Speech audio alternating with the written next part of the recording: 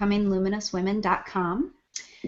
Today we are joined with Tiffany Carole with an E.com, as well as Summer Quashie, QUASHIE.com. These two ladies are leaders in the industry of holistic health and energy medicine, and I'm honored to have them on an interview here today.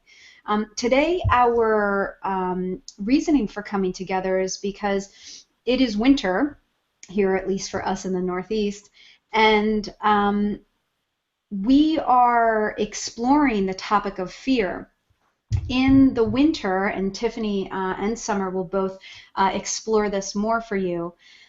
In the winter, the element of the 5-element theory is water.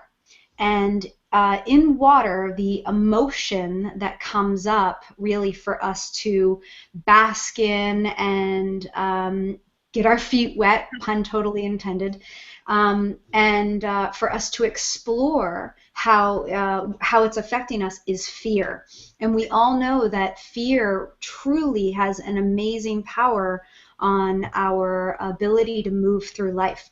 I just love how winter has this beautiful ability to allow us to cocoon and to take some time to evaluate our resources. And water has this beautiful ability to allow a flow within that time of cocooning and allowing for whatever needs to be washed out to be washed out.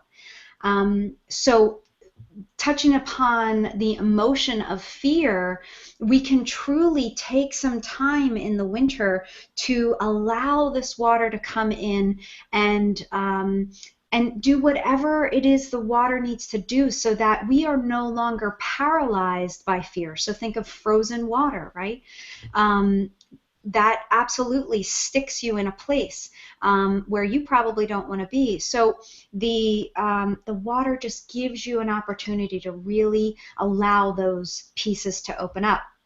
And so Tiffany is actually the originator of the Master Healer program, which both Summer and I have just gone through our first year with it.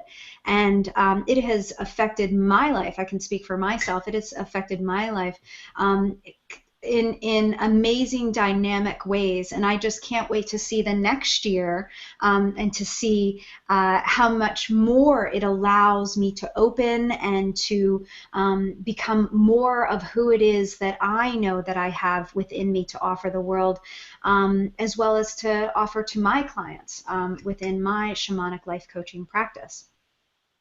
So from there, I would like to offer to Tiffany. Tiffany, let's start this conversation about winter, water, and fear. Okay, great. Thanks, Erika. And it's nice to be with both of you here.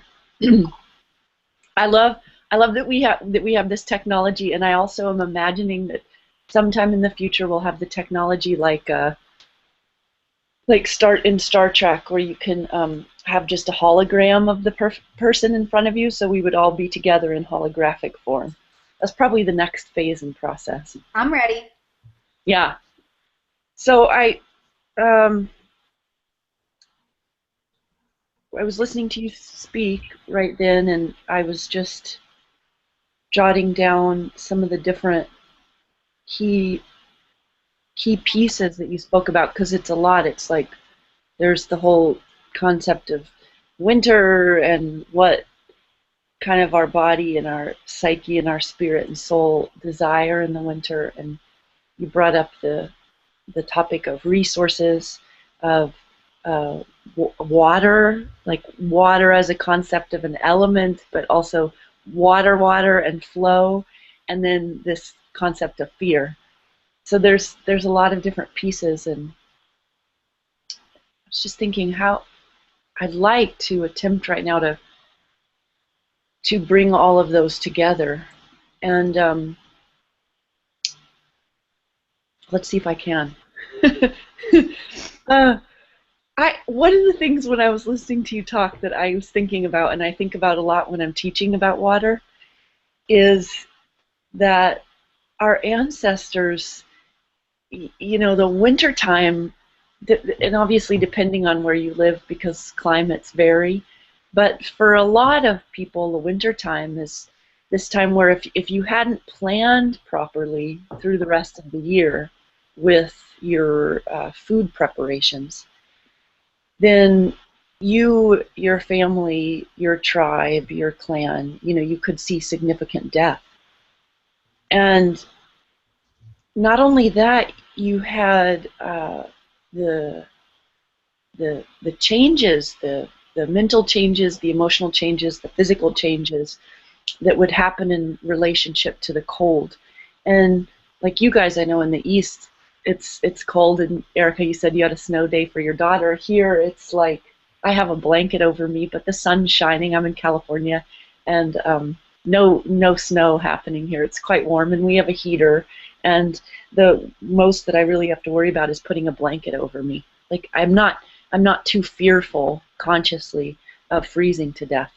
But if I imagine that not all that long ago, that was a really big deal. You know, this concept of the kind of deep fear that could flood your system in relationship to surviving, staying warm, having enough food. And I encourage people to just think about it for a minute, like what it would be like to be contemplating the last of your preserved food, you know, looking at what's left in relationship to the people that need it. And so there's something about fear when I think about fear and kind of slowing down so that we take our time to really pull apart what it is, what the energetic of it is, because I think as sophisticated Western people, we kind of assume that we have a good handle on what fear is and what it means and what kind of relationship we want to have with it. A lot of us might say, and I ask a lot of people, I say, what do you think about fear and your relationship to fear? And a lot of people aspire to lead a fearless life. You know, we want to be fearless.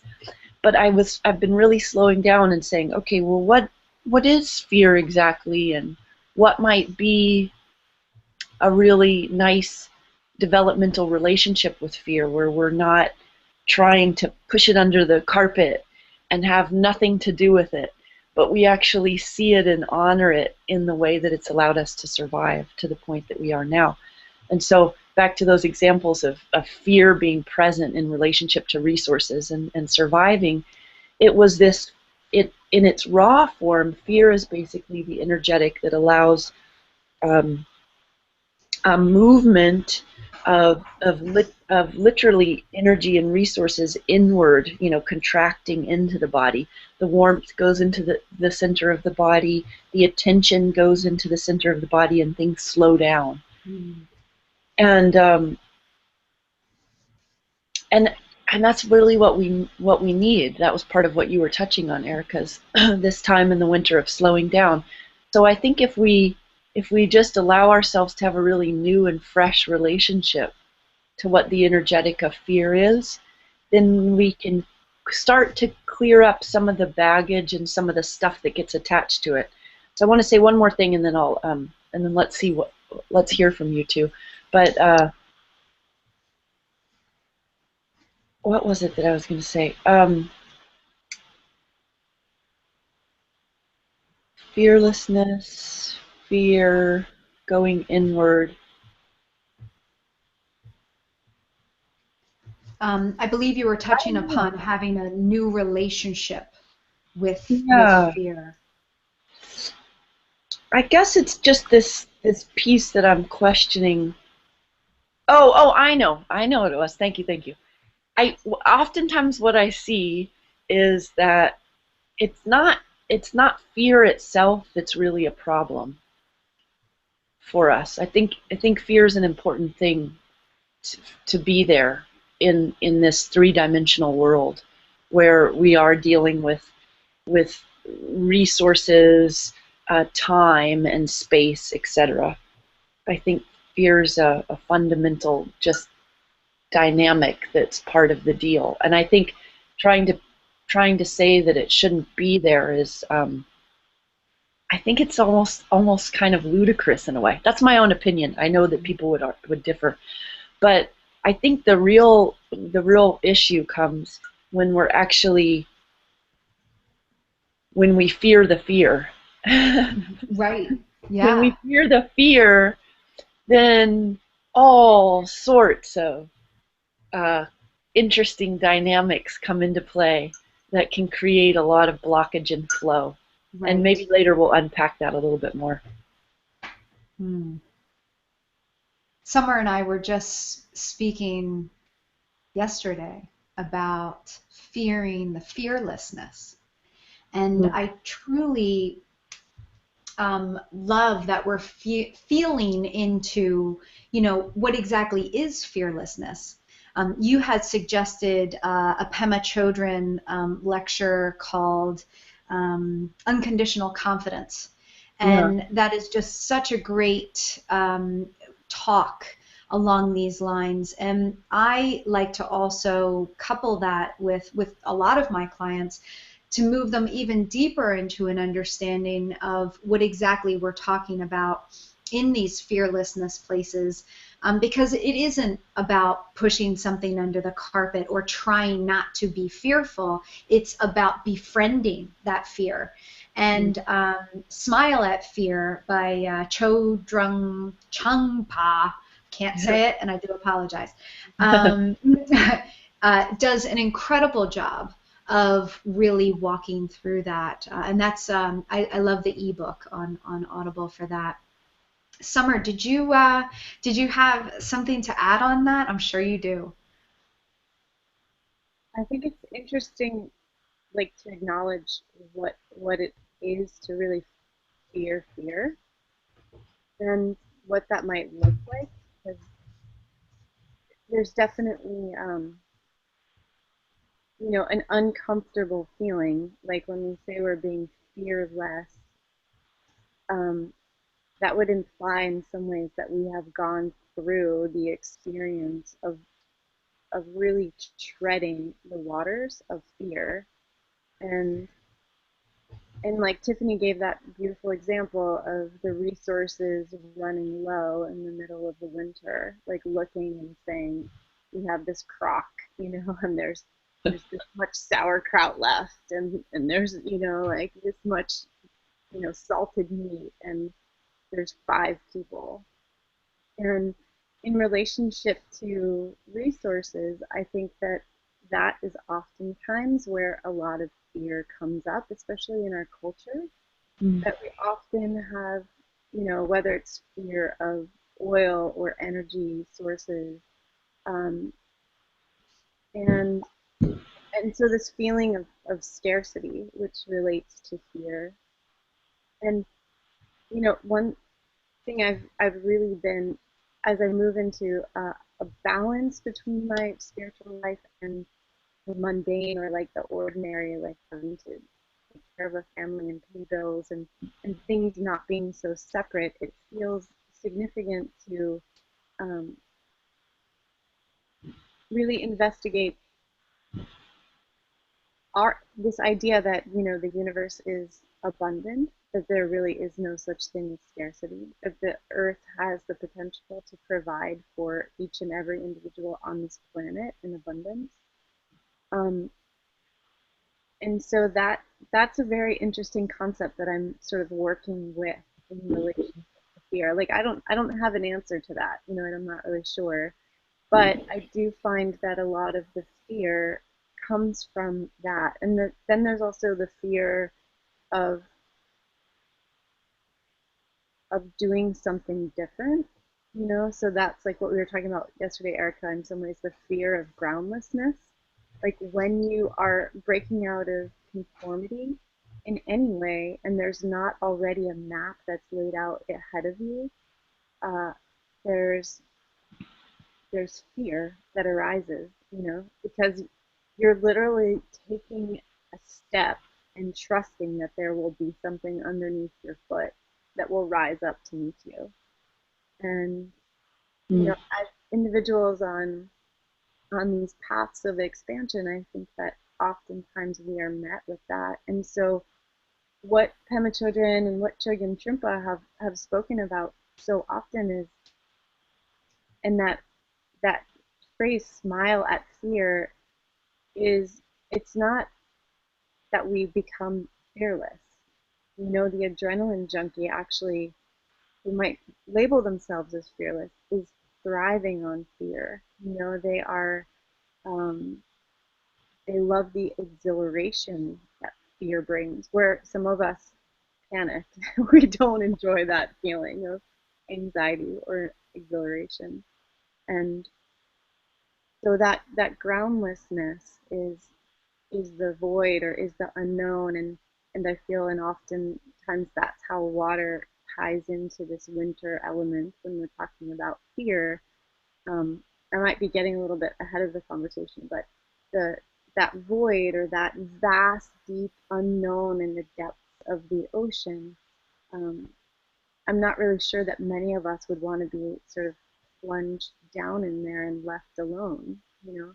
But that's oftentimes what this unknown space of the winter feels like. I just love that, Summer. Thank you. That now I'm just completely running that through my system. That was just so beautiful. Yeah, because I guess at the bottom of the ocean, where are your resources? You know, and I guess your resources are just right here. You know, are just what you have. And the wintertime to me feels like it gives us an opportunity to not just like, you know, figure out, like you said, this much, you know, of this kind of, you know, food, and you got 5 people. More about where are your resources internally. You know, what is it that makes you run, and do you have enough of it? And then to be able to dream into that place of how do you want your landscape to expand in the springtime, when you're ready to sprout, when you're ready to grow, and just allowing yourself to be in that watery, dreamy state. To be able to dream that requires a friendliness, a smiling at fear that I personally have taken up this year to really just involve myself in that, to understand, okay, this is fear, this is paralyzing fear, this is shaky fear, this, you know, like to really see where it sits in my system and what I do with it, and to take that that delayed reaction, to just stop, to you know, be with my breath, to figure out what's going on in my system, and to see where my tendencies fall. So this is where our fight or flight reaction gets turned on, and that is to me, that is a lower 3 chakra reaction, where I believe, and what feels right to me, that in the new paradigm of holistic health, energy medicine, we are truly working from a full chakra system, where we can begin to explore places of, you know, it doesn't have to be fight or flight when we are faced with fear. It can be that middle place, you know, between the inhalation and the exhalation, that middle place of just, can you just be with it and not judge it and not run away from it and not want to fight it? So I think we're creating, especially as the master healer tribe grows, as well as the training grows, I feel like we are exploring those avenues within ourselves, and how to actually teach that in a very attainable, realistic approach. I think it's something that that our entire society of course, would benefit from. But just to have that resource of, you don't have to fight or flight when you're afraid. You can just stand. Can you just stand? Can you not judge it? Can you just be with it? And can you see where it's sitting within your system and see what it's trying to do for you? And can we take it to the next step of looking at it as a gift, looking at it as your ability to evaluate your resources and to choose what your next landscape is going to look like, so that we can step off and make those new, brave, bold choices and growths within the next year. Tiffany, you had written in one of your recent emails, you had written the question, what would happen if we allowed ourselves to be with fear? And I think that question is really something that could just open the door for so many of us to really just gain access to, oh, we don't have to fight and we don't have to run away. Well, what is that next piece? What's your thoughts on that, ladies? Well, a number of years ago, I was listening to an interview with my teacher at the time, Andrew Cohen, and he was talking with you say Sir? It's just Father Thomas Keating. He's an amazing human being, and both of them are amazing human beings. Just Father Thomas Keating has a tremendous amount of wisdom and depth, and so I'm listening to the interview between them, and there's so much great stuff that's coming out of it, and I'm also feeling them, the texture of each of them, kind of the depth and the driving force behind each of their words. That's another way of listening to interviews that's really nice, or dialogues. And in it, and Andrew's drive and perspective has, at least at the time, had a lot to do with evolution, with the evolution of consciousness, with the process of awakening, and of being basically living enlightenment in this time. And there's a lot of exuberance and upward movement of energy in that. And then Father Thomas Keating, when he talked, at the time he was in his 80s, and had this tremendous, like, you could feel when he would talk, this deep well would open, and his voice was kind of groany, and you could feel the void in how he spoke. On the one hand, as Andrew's speaking, you get the sense of kind of leaping off into the unknown up here, and then as Father Thomas is speaking, you get the sense of dropping down into the unknown down here, deep and down. And at one point in the dialogue, Andrew was speaking about, how long, or this process of individuals awakening on the planet, and we hear about these things of what the tipping point might be for consciousness to have big shifts, et cetera, et cetera. And Father Thomas said something like, yes, that all sounds really good, and we have a lot of unconscious to make conscious. And I'm paraphrasing, but that's approximately what he said. But in the moment that he said it, what I got was this transmission, this extraordinary transmission of all that we have down there that we haven't, we've slowly been able to face more and feel more and see more. But there's a lot there. There's a lot there in the collective psyche and in the collective consciousness of human beings, and also of all living beings. And there's a lot of pain, there's a lot of scary things. There's there's terror. There's things that we would prefer really not to feel. And that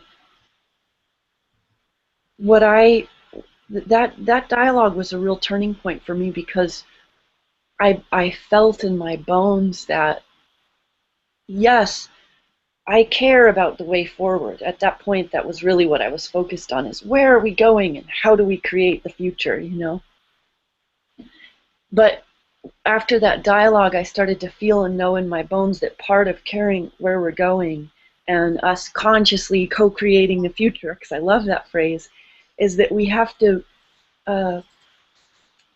very tenderly and respectfully turn our compost and aerate it,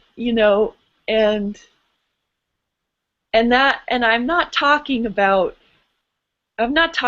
therapy, and I'm not down on therapy. I'm just saying I'm not talking about therapy and rehashing traumas and what happened with your mother, but there is a kind of tenderness and of spirit about just allowing ourselves to be present with all of these uncomfortable things as they surface. And the psychological way of stuff surfacing is only one way that it surfaces, but we put a lot of attention on that particular way.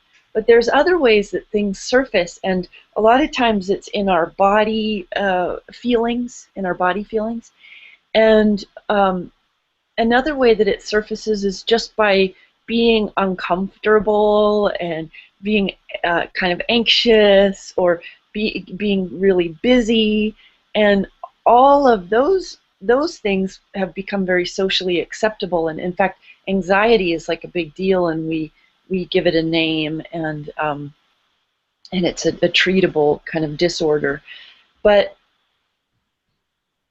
what I would like for us to think about more is maybe all of these uncomfortable things, like the anxiety or the needing to be busy all the time, not being able to be at rest, those are all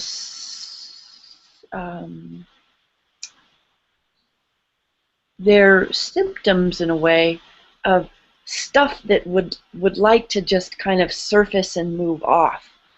But we haven't really been taught the tools of how to work with that stuff. I mean, we have certain tools. We do have certain psychological tools, but I do believe that there's other tools that really want to come online for us to work with, so that this stuff that Father Thomas was talking about can actually surface. And you could say, well, why do we care about it surfacing? Well, the reason why we care about it surfacing is because if we don't allow it to surface in a way that's inclusive and accepting, then it ends up dominating us without our complete awareness around it. I'll give you an example. It's like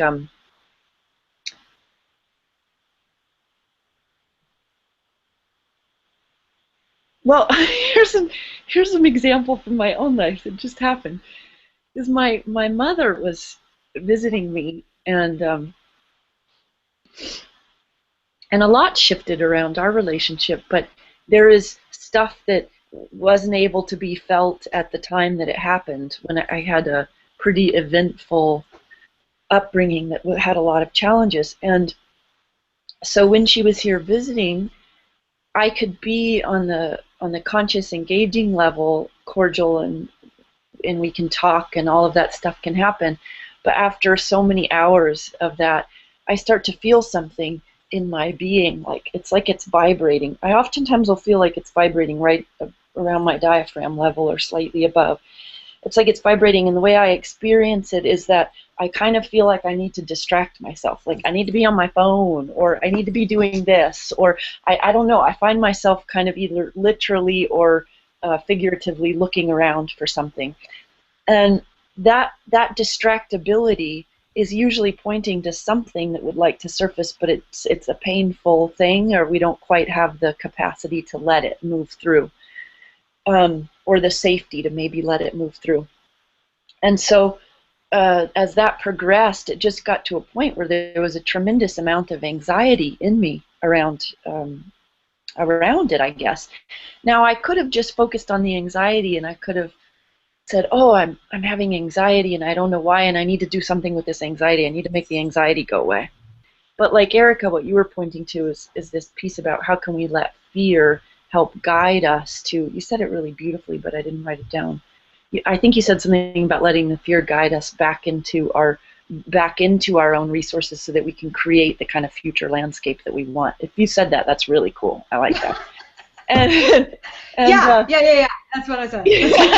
And so this piece with the anxiety, it's like if we just stop for a minute and breathe and even bless it, and maybe we take ourselves away for a moment from the circumstances, and then there's certain energetic allies. This is the last thing I'm going to say, and then stop talking. Is what we're needing to sort of befriend fear, and at the same time let ourselves begin to illuminate in a tender way what's in our depths without having to focus on it. It's just about letting it sort of move up and out so that it's not unconsciously or subconsciously dominating us anymore. We have these allies that we can begin to work with that bypass the rational mind, because the rational mind is so good at filtering out what it doesn't want in, and we have some good containment systems going on that they don't want to be bothered. So you take something like an essential oil, and in the Master Healer program we work with oils so much because I believe that the essence, the vibrations, the memories that are contained within an oil, they simultaneously help our body remember those capacities, those ways of being, and they also, the fragrance itself goes straight to the limbic system of the brain so that it can actually begin to sort of like free up the machinery, unclog it and uncongest it so that it doesn't have to be paralyzed in whatever it happens to be paralyzed in the moment. So there's so many different ways that we can work with the oils so that it helps on those levels. And then there's nature, getting out in nature and working with her, and there's sound that we can work with that does that as well. There's also the just touch, being touched, the breath, working with other guides and allies that are here to support us. So all of those, I say, hey, let's call on that, and let's work with that in skillful ways so that we can allow this very movement that you both were pointing to, really.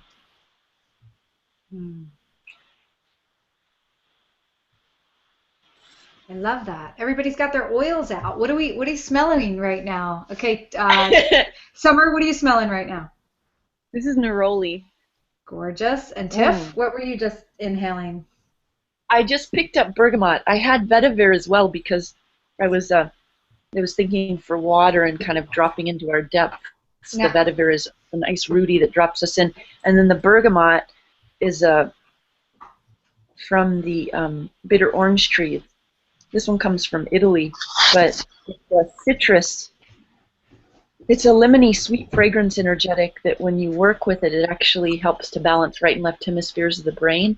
And this is one of the primary oils that we use in aroma acupoint therapy and also in the Master Healer to constantly reset and open perspective so that you can see and allow more and more in of what's true, and also at the same time you're able to allow more and more out that's ready to leave, old kind of constricting stuff. And we like to put it, my favorite thing to do is to take a drop and put it on this point in the ear, in the upper crevice, point Shinmin in the ear, and just hold it for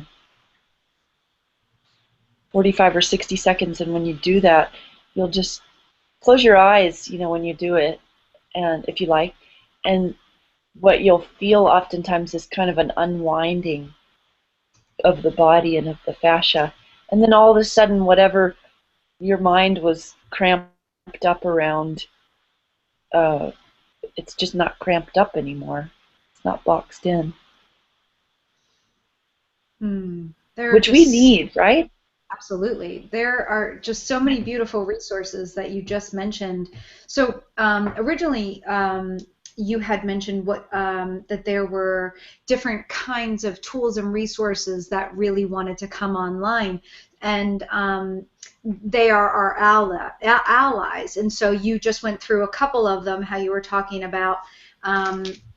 Forgive me, I'm just looking at my notes. You were talking about the breath. You're talking about oils. You're talking about connecting with sound, connecting with Mother Earth. All of these are just so valuable and completely underutilized because there's this push into modernization rather than come back to the truth and the beauty of the complexity of just being in a human body is miraculously modern. From just from a life standpoint, I think it's just incredibly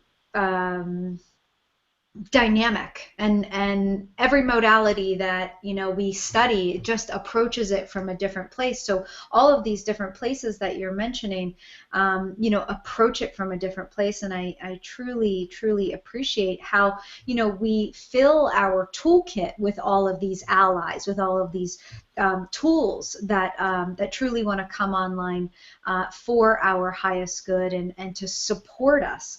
I personally have been loving my bergamot on Shenmin since I took the AAT1. I think that was in 2014, and it truly is something that has been a great ally for me, including all of the numerous snow lotus oils that I have all over my house and all over my office, and I offer to my clients as well. I feel that they are a tremendous gift and resource for us to be able to move what it is that needs to be moved. I did have a question for both of you, but I wanted to give Summer an opportunity to comment on what was previously said. Summer, do you want to throw something in here, or should I go ahead and ask my question? Well, just one quick thing, which is that a lot of this navigating or feeling things as they come up and then using alternative tools to the old system that we have in place, which might be to find someone else to blame or to go smoke something or drink something or eat something, or all of the avoidance techniques that we're very comfortable with and that are socially acceptable. That it really does take a tribe. It takes support, and I have found that in the Master Healer program, what we did was bring out our own sort of shadow, our own darkness, our own, deep stuff, that subconscious space. But it happened in a way that was so loving and so supportive. And Tiffany really guided us through that process and held the space for us to unearth these things. And then, Erika, you and I were talking about this yesterday, where it's almost, you can actually feel that as you do this work, there's a dedication of it, to all of humanity and consciousness. And it's like we're inviting down this rain of expanded consciousness for the entire planet. So even if we're a group of 18 people doing this work together, you just start to notice the rippling effect in your world as you talk to other people, as you engage in relationships. So I think that anyone who is listening to this and has any interest in like going deeper into their practice should definitely check out what it means to be a master healer, to do this kind of work with Tiffany. And I think your training is starting soon, June 27th. April and May. April and May. I'm completely off. This in the spring. We're birthing. So Erika, Yeah. your question. Okay. Every time both of you guys talk, I want to write down every single word, and I fail every time, and I just Summer, you just offered something just so beautiful about. There were so many different beautiful things. So about the tribe and being a part of a tribe that is fostering a place of safety, and the Master Healer program absolutely fosters that. And allowing ourselves to, and you said allow ourselves to unearth it, and I just love that. To unearth those places and be vulnerable in them and allow that place of vulnerability to be a place um, where we reap gifts. It's like we go down into the earth and we pull up the weeds and we turn them over and we see, oh wait, there's gifts here. Okay, let's pull out the crap. That doesn't make any sense. That doesn't make any sense. This is an old belief. This is something that is a limiting belief. And I'm gonna love these little places of vulnerability, and I'm gonna put them back in the earth, and I'm gonna let them grow. Erika, What? have you seen how crystals are taken from the earth? There's like Yeah. amazing YouTube videos of Okay. people who mine crystals, Yeah. and especially like quartz crystals. They're in the mud. They're compacted, and so you should totally look up YouTube videos about this. Okay. But they find it, and they pull it out, and it's just this muddy like, and then they start brushing it off, and you see the points, but it's not until they take it and they actually put it in like an acid bath, which doesn't harm the crystal, but that's what releases all of the texture on the surface of it, and then we see a clear quartz crystal, and then within the quartz crystal we can see mirrors and an Isis face or a window into the future. These, there's all these names for different structures of crystals, but that's like what you're talking about. And sometimes being in that acid bath is like we have such resistance to it. Yes. In some way it's unnatural. Yes. Sorry, but go ahead. No, that's absolutely perfect, and I thank you for that, because where I wanted to go with that was it requires wisdom to be able to bring ourselves to a place of vulnerability and then walk through it with grace. And Tiffany, you had touched upon how the medicine of winter is wisdom. And if we didn't have the wisdom to put that crystal in an acid bath to be able to allow it all to come off, or whatever needs to come off, then how would we ever be able to reap that beautiful crystal? And gosh, an acid bath, that is just really hardcore medicine right there, to just take off what no longer serves that crystal, to allow it to be brought to light and be used and activated and be used for medicine. What a beautiful metaphor. Thank you so much for that. So to foray into my question, or at least into a little bit deeper into this topic of fear and winter and water, is how, Tiffany, you mentioned the antidote to fear is wisdom. And how that leads into us being allowed to create a new legacy for ourselves. So who wants to chat on that one first? I'll say something about that. Great.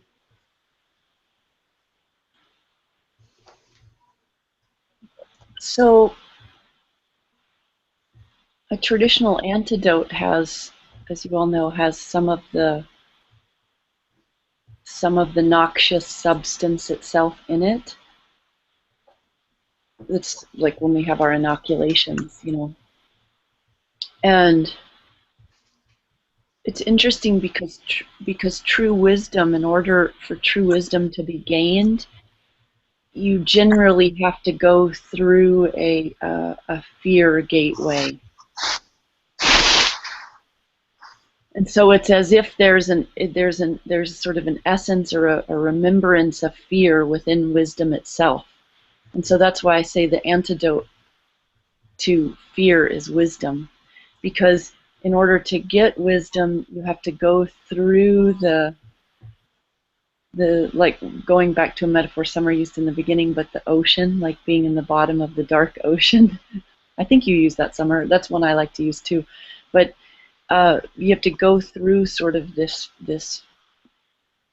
fear reality to come out the other side and have true wisdom. And it's also true wisdom that feeds back and allows us to move through fear and not get stuck. And this is where the element of the community or the tribe comes in really important. And Summer, you started to weave that in too. And that's that when we're operating and we're working in a collective or in a community, what happens is that you have access not just to your own hard-won wisdom, but you have access to the wisdom of all the individuals that are there on an energetic. And it's also, I would struggle to break it down with words right now, but you have access to other people's wisdom in the community also on, to some degree, a literal level, because they're actually offering it up. But it's also on an energetic level as well, because there's a field that gets created and everyone actually gets elevated by that field itself. You can actually find yourself within the collective being buoyed up to a higher level of knowing and seeing that you didn't actually get to fully on your own accord, but you get to be in it and experience it and reap the benefits when we're in community. And so, again, remember, fear is the antidote to wisdom, and wisdom feeds back and allows us to move through fear and not get stuck in it. So when you can do so much of that on your own, but then when you come together in community, you can access greater degrees of wisdom from other people, and then you also get to access the wisdom of the group that's being the wisdom of the group that's being created through coming together, and also through each person's active inquiry, you know, caring inquiry into what's actually happening. You know, what are we doing? What are we actually healing here? What's actually happening? And why are we doing it? You know, we're getting to illuminate all of these things as we go. And that process it's so hugely important, right? It's just hugely important right now at a time when every kind of known older structure that we have is breaking apart. Yeah. Structures of money, of leadership, of education, of relationship, when they're breaking apart, to actually have some kind of cohesiveness and community, that part of the foundation of the cohesiveness itself is our active inquiry from a place of love and care about what is happening and what are we doing. And it's not just an intellectual what is happening and what are we doing. We're not like talking heads coming to it. We're coming from our, you know, from our hearts and our heads and all our parts and pieces that are sort of squeezed out and pushed off to the side because we don't like them, or the quarantine parts and places that have had to go into quarantine so that we can survive. You know, all of that messiness is there, and we're inquiring with all of that, and all of that is. And by the way, I'm talking about what we're actually creating together in the Master Healer, that kind of community. That all of that is held within the community, so that what happens is that we are both healing and redefining what it means to be healed at the same time. And we're simultaneously transforming and then articulating and bringing online our new tools for transformation. And that's all happening simultaneously at one time. And I think you two you can speak to this from your own experience too, but I know my experience of it is everything that I just referred to, this dynamic that we're co-creating together, it demands all of you. It's like you can kind of you could hold yourself back. You could hold yourself back, but what do I want to say here? But good luck. You could hold yourself back, but it doesn't work very well. And I think part of that is because of the collective wisdom and acceptance and care of the group that comes through, and how when it's coming through in a group, it allows more to happen than if it's just coming through a one-to-one basis. Yeah. And so then what ends up happening is when, like in the Master Healer program, we're together like a Thursday through Sunday, all of us end up starting off with kind of manifesting whatever it is that we're working on at the time. So for the water module, there's fears and anxieties and that are there lurking, and it's for some people it's more conscious than others. Some people, the way it manifests is just falling asleep a lot. Some people it manifests as distraction anxiety. Some people it's like a gripping fear and they just want to leave. There's all the different ways it can show up, but then we're all in it together, and so something literally moves through and clears in the collective. It clears in individuals and in the collective, so all of us are left lighter, more integrated as an individual and as a group. And then we have done all those things that I just described: articulated healing and healed, articulated how we transform and transformed, and it all happens at one time. Yeah, did that make sense? I sure hope so. Perfect sense. I mean, I can't speak for Summer, but like I said, I want to write down everything that's always said by both of you. That is just so beautiful and so accurate and tangible and intangible all at the same time. How about for you, Sam? Yeah, I think having gone through it, it definitely describes what it is. I don't know if other people understand that process until you're actually really in it and you experience that, and just the acknowledgement of the way that you just described all the ways fear can show up, from the anxiety to the fidgeting and or falling asleep, and it's so apparent, and it really was with each one of us. We each sort of displayed one characteristic or another, and I wanted to in some ways define really what wisdom is, which I feel like is such an individual and personal journey, and oftentimes in Tibetan Buddhism, a teacher will say to us, "Where is your mind?" Basically, come back when you find it. Good luck with that. And in that sort of koan, to find something that doesn't exist in any tangible physical location in your body, but you have such an intimate relationship with it because it's the place from which you're constantly dialoguing and communicating and making choices from. It is this baffling question, to be asked, where is mine? But it leaves us with a deeper reverence of what truly does exist or doesn't exist, and in that space of the unknown, or in that void, is really, in that space, like Erika was saying, the lack of resources in some ways. There is nothing on the external side which can offer us real wisdom. It's a space from within that we have to learn to trust. That inner guidance system. so intuition, of course, being an aspect of that, but there's something even more ineffable about what true wisdom really is. Awesome. Way to leave us speechless there, Sam. Yeah, I like that also because it's important to differentiate wisdom from knowledge. They're very, very different things. Yeah. I loved how you said wisdom is so personal. And I experienced that in this place of,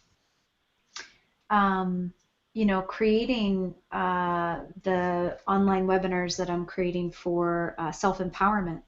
And how do we tap into self-empowerment? And really, it truly is all about this place of vulnerability and internal wisdom. And can you truly allow yourself to hold yourself, to make a choice to hold yourself in a place of value, hold yourself in a place of knowingness, and allow yourself to just hear and heed and utilize your own internal personal wisdom. There's so much beauty in that. And each individual person, is just set on this dynamic hero's journey when we allow ourselves to engage that place of, this is my wisdom, and where does it come from? Well, like you said, it's good luck trying to answer that one, but I often wonder, and along the same lines as self-empowerment, how much is yours and how much is the collective, and is there any difference? I don't think there is, because we are truly a part of that light that creates us and holds us and connects us. So I just wanted to say how much I appreciated the offering of wisdom is so personal. Thank you for that. So, are we ready to talk about the last little bit that I truly want to touch upon to finish our little chat today about how winter and the element of water gives way for us to step into a place of legacy and creating that new legacy for humanity.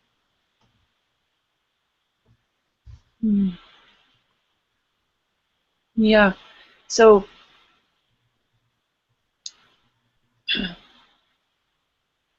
I was watching this documentary on water, on the actual water, and they were giving showing a lot of the research of Masimoto. Did I pronounce his name right? Masimoto?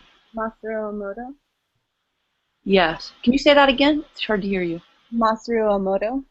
Yes. Okay.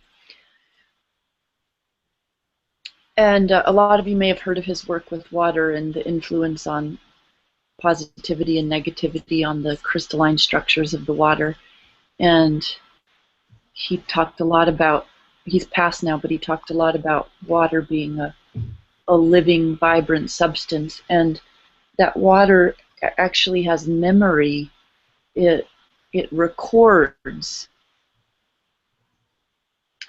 It records things, which is so fascinating to take in, and that it particularly it imprints or records strong emotions. And so if you think about our bodies as being, some people say 70 to 80% water, and we're constantly taking in water and releasing water, and that this watery substance that makes us up and moves around through all beings has memory to it, recorded memory. As we begin to become more liberated, and I think it's really important to slow down when we say things like this, when we say things like becoming more awake and more conscious and more liberated, because we really want to know what that means to us. What does that mean, really, to become more liberated? And when I think about becoming more liberated, it's like when there's more of me available to be me, when there's more of me available to be present and to engage, that's greater and greater degrees of liberation. Because you could say that we always have freedom of choice, but if you look at actually the karmic momentum behind each individual, you could also say that choices that they make are almost predetermined based on what their past is, because there's so much momentum there. So as you become more liberated, as more of that stuff down here that hasn't been faced or looked at, that's unconsciously dominating, as more and more of that vaporizes off and more of us is available, and we become more liberated, and we can become more conscious and aware of where, like what you were saying, Summer, where is the mind, of where we're putting our attention and what we're then actually creating and manifesting because of where we're putting our attention. As all of that happens, then we are, by its very nature, we're actually creating in real time a new legacy for not just the human race, but for all beings. And I just love this way of thinking about it. I love thinking about it in relationship to the liberation that can happen when we're able to drop into the depths of our own void and let stuff surface and vaporize, so that we can be more integrated and rooted into our own wisdom, so that we can operate in the world where we aren't dominated or controlled by fear or reacting to others' fears out of our own fear. And in thus doing, we actually begin to create a new and different legacy where scarcity is not the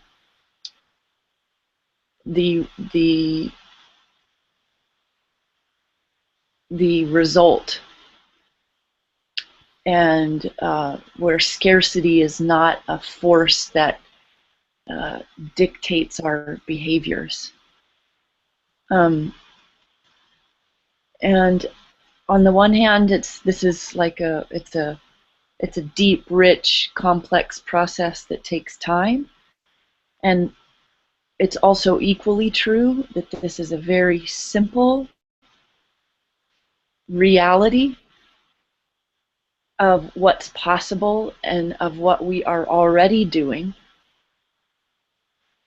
And I also think that it's what sometimes I get the sense that like our future selves or our higher selves are actually sort of, they're like creating a tractor beam, or maybe you say an attractor beam, I don't know, tractor beam, there's like a beam that's kind of sort of pulling us into the future, and we're sort of directing ourselves into it. So this, I think this is what is wanted for us from our own higher selves, and maybe from the pool of our own future.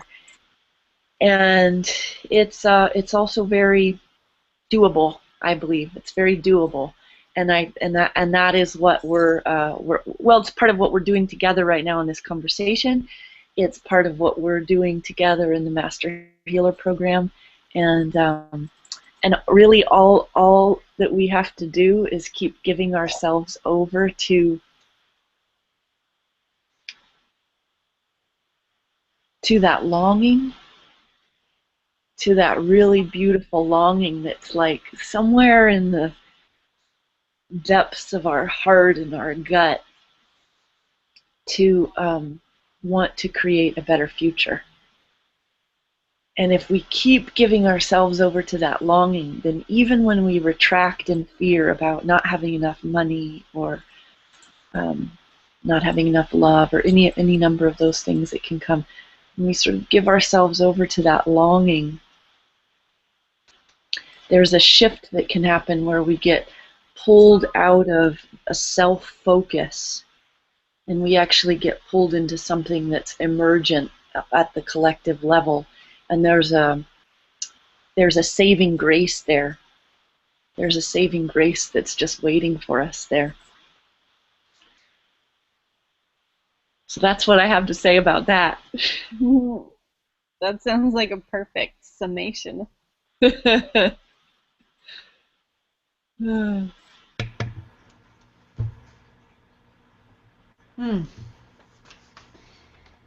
How about you, Sam? Anything else on legacy before we tie up our beautiful talk today? I think Tiffany said it. That's it. Yeah, she really did, didn't she? So I did want to mention and just confirm with you that the East Coast class for Master Healers 2016 begins April 14th, and the West Coast is May 12th, and it's a Thursday through Sunday for the first module, spring module, and people can check out your website, which is tiffanycarole with an e.com, to get more information on that. And Summer, do you have anything that you would like to mention that's coming up for you? I have the Moon Call, which is a month-long course in the study of the moon's wisdom. That's going to be in March. And I have a silent meditation retreat coming up at the end of April, April 22nd through the 24th. Gorgeous. Wonderful. And people can find out more about that on summerquashie.com, QUASHIE.com. Thank you both, ladies. This was an amazing time together, amazing hour together. And I know that our intention to explore these places, not only for ourselves, but for others, will absolutely touch lives exactly the way it's supposed to. So I honor both of you and thank you both for your time and your love and your commitment to raising your own vibration and offering that to the world. You both are amazing healers, and I'm honored to know both of you and to be in community with you. So I thank you so much. Thank you, Erika. I feel the same way. Thank you. Yeah, thank you both. Thank you, Erika. Thank you. And more from becomingluminouswomen.com. Coming up, we'll be doing some more podcasts, more on the Master Healer, more on the work of the Everyday Healer, Summer Quashie, and more on shamanic life coaching coming up. So be sure to check our websites and our Facebook, and be sure to just hang out with us. We'd love it. Okay. Until then.